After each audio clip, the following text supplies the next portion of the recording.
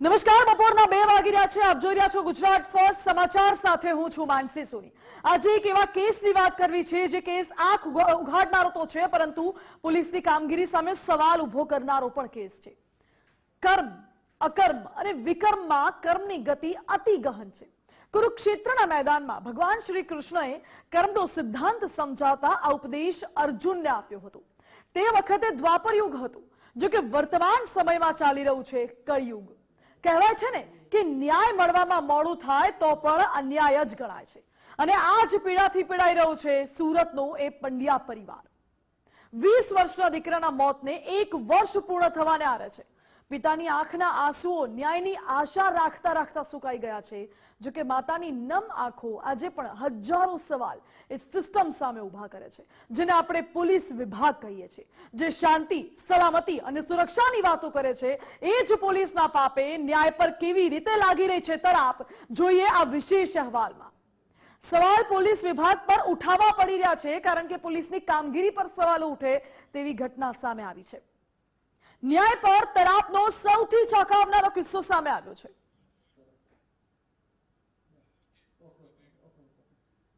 પોલીસનું પાપ, ન્યાય પર તરાપ. એટલા માટે કહેવું પડી રહ્યું છે પોલીસનું પાપ, કારણ કે પોલીસની ઢીલી નીતિના કારણે જ ક્યાંક ને ક્યાંક એક પરિવારને વર્ષ થવા આવ્યો છતાં ન્યાય નથી મળ્યો. સૌથી મોટા સમાચાર આવી રહ્યા છે સામે અત્યારે.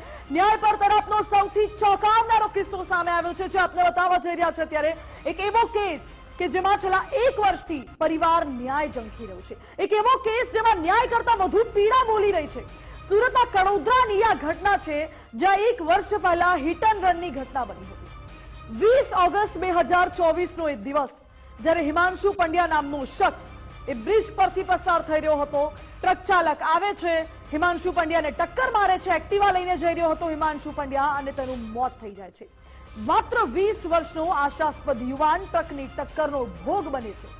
આ કેસ ચાલે છે, કોર્ટમાં કેસ જાય છે. પલસાણા કોર્ટના ચુકાદાથી અત્યારે પોલીસની કામગીરી પર સવાલો ઉઠાવવા પડી રહ્યા છે. ફરિયાદી પક્ષ એટલે કે પોલીસ જ આરોપીને કોર્ટ સમક્ષ હાજર કરવામાં નિષ્ફળ નીવડી છે, અને એકવાર નહીં, વારંવાર પોલીસ નિષ્ફળ નીવડી છે. સર્વોચ્ચ અદાલતના ચુકાદાને ટાંકીને પલસાણા કોર્ટે હાલમાં ચુકાદો આપ્યો છે, જે અત્યારે ચર્ચાનું કેન્દ્ર બન્યું છે.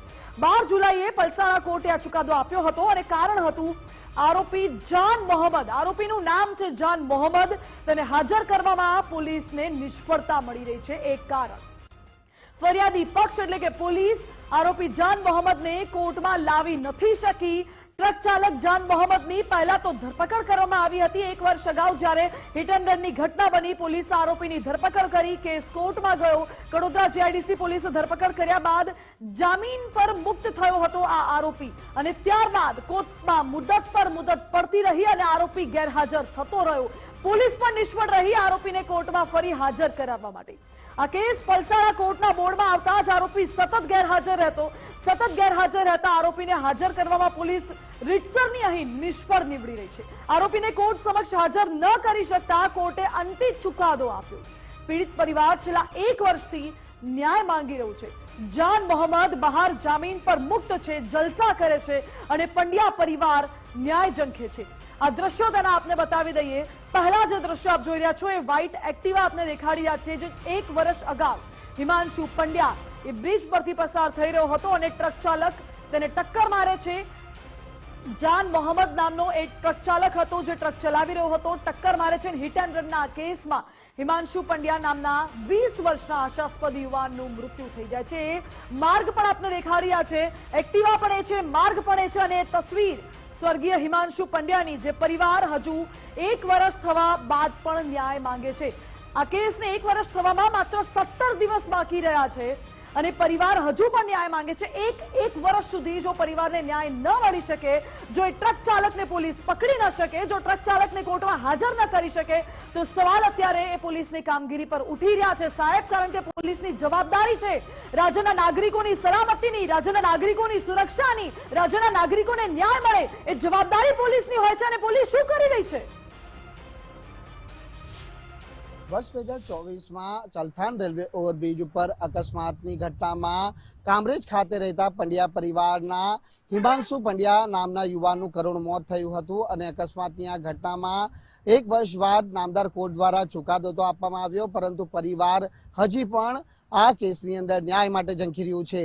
હાલ આપણે જ્યાં ઊભા છે સુરતનો એ જ જે ચલથાણ રેલવે ઓવરબ્રિજ છે કે જ્યાં 20/8/2024ના રોજ સાંજના 6 વાગ્યાના સમય દરમિયાન છે તે અશોક લેલેન્ડ જે ટ્રક ચાલક છે તેણે જે બાઇક સવાર હિમાંશુ પંડ્યાને અડફેટે લીધો હતો અને આ ઘટનામાં તેનું કરુણ મોત નીપજ્યું હતું। ત્યારે હાલ આ પરિવારજનો પણ અહીં ઉપસ્થિત છે।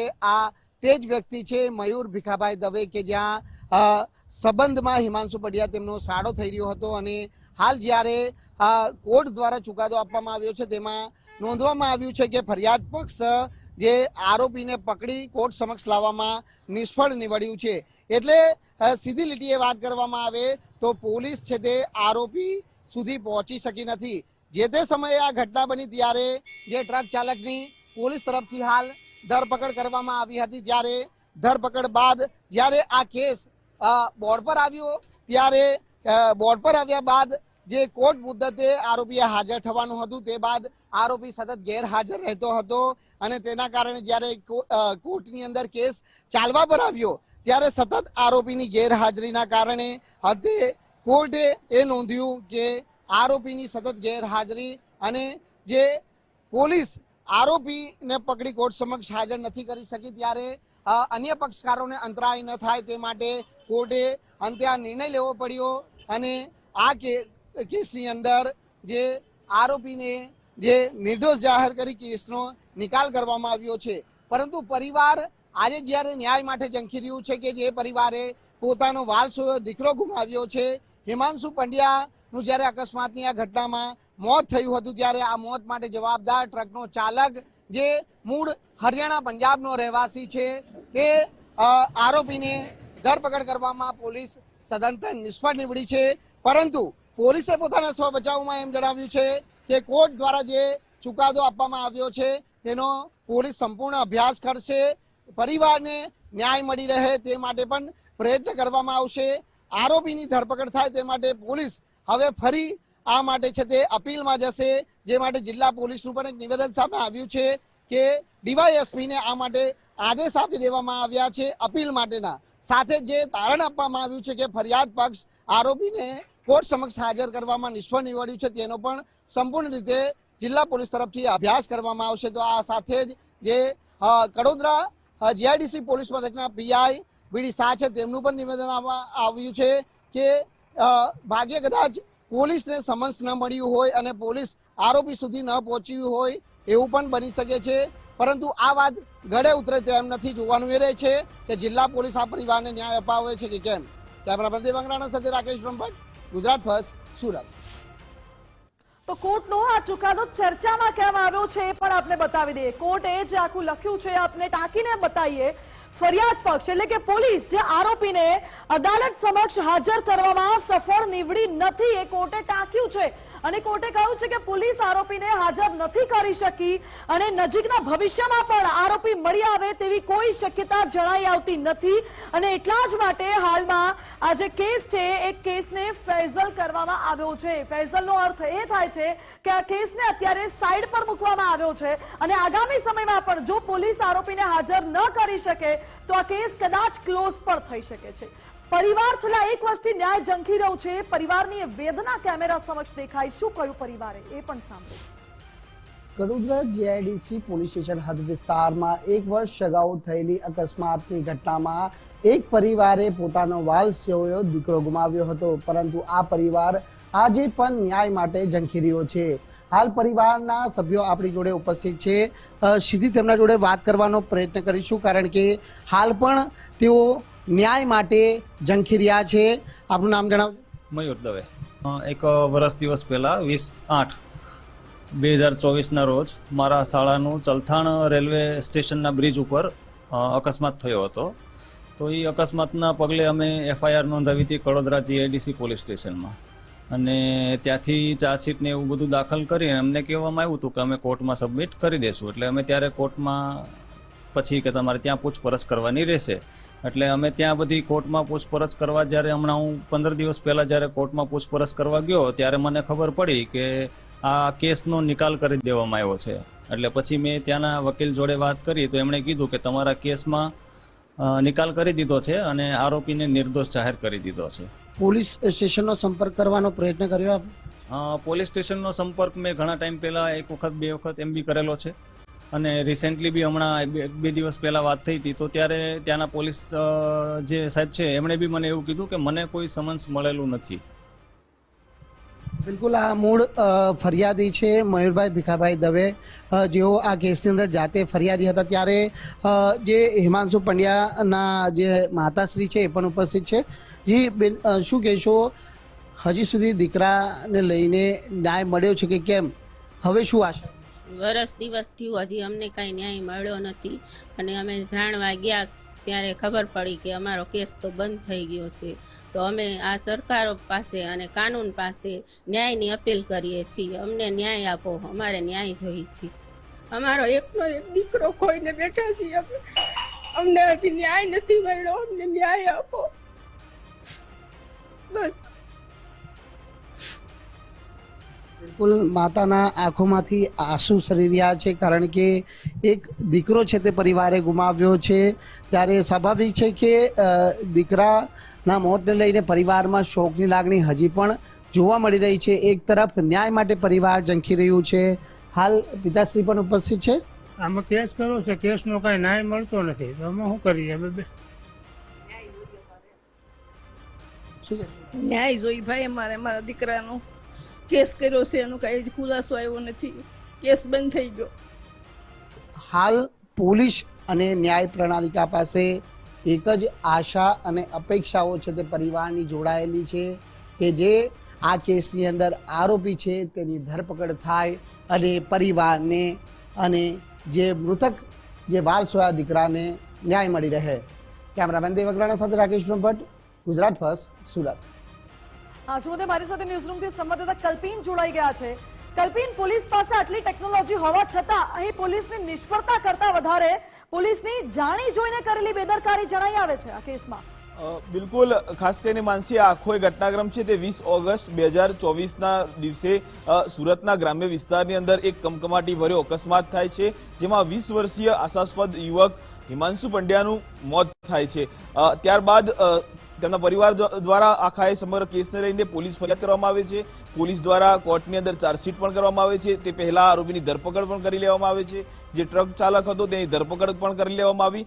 પરંતુ જ્યારે કેસ ચાલ્યો ત્યારે જે આખો આરોપી છે તે આરોપી ફરાર રહ્યો અને પોલીસ જે છે તે આરોપીને કોર્ટમાં રજૂ ન કરી શકી. વારંવાર મુદતો પડી, વારંવાર કોર્ટમાંથી સમન્સો પણ ઇસ્યુ થયા, પરંતુ પોલીસથી આરોપી દૂર રહ્યો અને આ તેવા જ કારણોસર આ આખા કેસમાં આજે 1 વર્ષનો સમય વીતી ચૂક્યો છે. હજુ પણ પીડિત પરિવારને ન્યાય નથી મળ્યો અને ન્યાય નથી મળ્યો એના પહેલા એક સૌથી મોટું દુઃખ અને દર્દ જો કોઈ હોય તો ન્યાય પહેલા આખો જે કેસ છે તે બંધ થઈ ગયો. આપને આ દ્રશ્યો બતાવવાનો હું પ્રયાસ કરીશ કે એક તરફ મૃતક હિમાંશુ પંડ્યાની તસવીર છે અને બીજી તરફ તેની માતાની તસવીર છે. એમની આંખોમાં એક સેકન્ડ માટે આપ જોશો, તેમના આંખોમાં એ વાત દેખાશે કે હજુ પણ આ પરિવાર ન્યાય માગે છે. કારણ કે દરેક પરિવારનો એક દીકરો એ પોતાના આખા પરિવારનું ભવિષ્ય હોય છે. આશા ઉપર આખો પરિવાર ચાલતો હોય છે, પરંતુ એ આશા ઉપર પાણી ફરી વળ્યું અને એ પોતાનો જે વાલસો દીકરો હતો એ આખા આ ઘટનાક્રમની અંદર ખોયો, પરંતુ ન્યાય જે મળવો જોઈએ તે ન્યાય પણ ન મળ્યો. આ આખી એ ઘટના જે છે તે પોલીસની બેદરકારીથી બની. કેવી રીતે પોલીસની બેદરકારી? તો સામાન્ય મંદિર બહારથી જો ચંપલ ચોરાય કોઈ નેતાનું, તો એવા સંજોગોની અંદર પણ પોલીસ જે છે તે રોબિનહુડના જેમ પહોંચીને ટેકનોલોજીના આધારે પહોંચીને એ તમામ આરોપીઓને પોલીસ કસ્ટડીની અંદર લઈ લેતી હોય છે, ન્યાયના કઠેરામાં ઊભી કરી દેતી હોય છે. પરંતુ આ કેસમાં એવું ન થયું. કેમ? કારણ કે આ પરિવાર હતો એ સામાન્ય પરિવાર હતો. આ પરિવાર હતો એ કોઈ રાજકીય નેતાઓનો પરિવાર નહોતો, આ મધ્યમ વર્ગનો એક પરિવાર હતો. એટલા માટે પોલીસે આ કેસમાં નિષ્કાળજી રાખી, બેદરકારી દાખવી અને આ પરિવારને આજ દિવસ સુધી ન્યાય ન મળ્યો. હવે પરિવાર જે છે તે આજે પણ ન્યાય ઈચ્છી રહ્યો છે, ન્યાય ઝંખી રહ્યો છે, પરંતુ કોર્ટે એક પ્રાવધાન છે બંધારણની અંદર કે જ્યારે આરોપી ન મળતો હોય ત્યારે કોર્ટ જે છે તે આ કેસને ફેંસલ કરી દેતો હોય છે અને ફેંસલ કરવાથી આ કેસ ટેકનિકલી રીતે સ્લીપ મોડ પર જતો રહે છે, સ્થગિત થઈ જતો હોય છે કે જ્યારે આરોપી મળે ત્યારે આ કેસ ફરીથી રીઓપન થતો હોય છે, પરંતુ આરોપી ક્યારેય મળવાનો નથી અને આ કેસ ક્યારેય ઓપન થવાનો નથી. એટલા માટે આ કેસ બંધ થઈ ગયો પોલીસની નિષ્કાળજીના કારણે, પોલીસની બેદરકારીના કારણે. અને આજે પણ આ પરિવાર જે છે તે ન્યાય ઝંખી રહ્યો છે. આ ન્યાય પરિવાર એટલા માટે ઝંખી રહ્યો છે કે પોતાનો 20 વર્ષીય વાલછોયો દીકરો આખા અકસ્માતની અંદર હિટ એન્ડ રન હતું. આ અકસ્માતના તમે આખા વિગતો વાંચશો તો તેની ઉપરથી એક વાત સ્પષ્ટ થશે કે આ અકસ્માત સામાન્ય અકસ્માત નહોતો. આ અકસ્માત હિટ એન્ડ રન હતો. પહેલા આ યુવક જે હતો હિમાંશુ પંડ્યા તે કડોદરા જીઆઈડીસી વિસ્તારમાંથી પસાર થઈ રહ્યો હતો. ત્યાં એક ઓવરબ્રિજ છે, તે ઓવરબ્રિજ પર પહેલા આ ટ્રક ડ્રાઈવર જાન મોહત તેને ટક્કર મારે છે અને ટક્કર માર્યા બાદ ફરીથી ટ્રકને રિવર્સ મારી અને પછી પહેલા ગિયરમાં પાડીને ટ્રકનું ટાયર આ મૃતકના પર ફેવરીને આગળ નીકળી જાય છે, ફરાર થઈ જાય છે. પોલીસ તેની ધરપકડ કરી લે છે, પરંતુ ગણતરીની જ મિનિટોમાં આરોપી પોલીસથી દૂર થઈ જાય છે અને ત્યારબાદ તે તેના વિસ્તારમાં જતો રહે છે. આખા કેસની અંદર આજે પણ આ પરિવારને ન્યાય નથી મળી રહ્યો. જી કલ્પિન, બિલકુલ આપ જોડાયેલા રહેજો. જ્યારે પણ આ પ્રકારની કોઈ અકસ્માત હિટ એન્ડ નો કેસ થતો હોય છે ત્યારે પરિવારને આશા હોય છે પોલીસ ઉપર, ન્યાયતંત્ર પર, કાયદા ઉપર, પરંતુ પોલીસની નિષ્કાળજીના કારણે અત્યારે પરિવારનો વિશ્વાસ ડગમગાયો હોય તેવું લાગે છે. આ વચ્ચે મોટા સમાચાર ગુજરાત ફર્સ્ટની સ્ક્રીન ઉપર. ગુજરાત ફર્સ્ટ પર આરોપી ટ્રક ચાલક જાન મોહમ્મદ અંગે સૌથી મોટો ખુલાસો. જી હા, જે આરોપીને પોલીસ પણ હાજર ન કરી શકી તે સાવ હાથવેંતમાં છે. હા, એક જ ફોન કોલમાં ગુજરાત ફર્સ્ટ આરોપી સુધી પહોંચી શકી છે. ગુજરાત ફર્સ્ટ આરામથી આરોપી સુધી પહોંચી શકી, પરંતુ પોલીસ નથી પહોંચી શકી. એટલે સવાલો ઉઠાવવા પડે છે. સાહેબ, આરોપીનું નામ, નંબર, સરનામું બધું જ છે. આરોપી કોલ પણ રિસીવ કરે છે અને મીડિયા જો આટલી આસાનીથી આરોપી સુધી પહોંચી શકે તો પછી પોલીસ કેમ ન પહોંચી શકે? પોલીસ પાસે તો તમામ ટેકનોલોજી છે, ટેકનિકલ સર્વેલન્સ છે, સાયબરની ટીમ છે, બધો જ સપોર્ટ છે સરકાર તરફથી. તો પછી પોલીસ કેમ નિષ્કાળજી રાખી રહી છે? સવાલ એ ઉઠે છે કે શું કોઈ ચોક્કસ સેટિંગના આધારે? જી હા, આ શબ્દ એટલા માટે વાપરી રહ્યા છે, સેટિંગ, કારણ કે 1 વર્ષથી પોલીસ આરોપી સુધી નથી પહોંચી શકી. જ્યારે મીડિયા પહોંચી ગઈ છે એટલે સેટિંગના આધારે પોલીસ આરોપી સુધી નથી પહોંચવા માંગતી. શા માટે હાથવેંતમાં છે આરોપી? તો પછી વારંવાર કોર્ટમાં રજૂ નથી કરવામાં આવતું. શું જાન મોહમ્મદ પકડાતો નથી કે પછી પોલીસ પકડવા નથી માંગતી? આ બધા જ સવાલો અત્યારે અમે ઉઠાવી રહ્યા છે.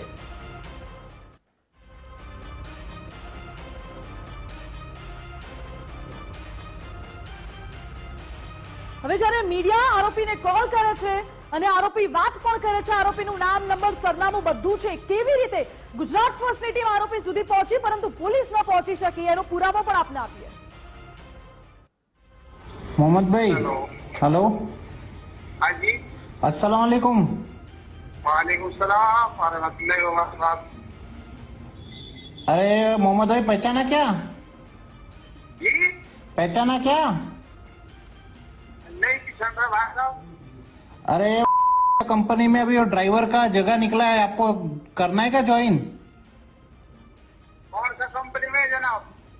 ये अपना में नया प्लांट डाला है ना, अच्छा पैसा दे रहे हैं. जी जी, कौन सी जगह आया नया प्लान? ये पलवल है ना, उसके आगे अभी चालू है ना काम, पता नहीं आपको?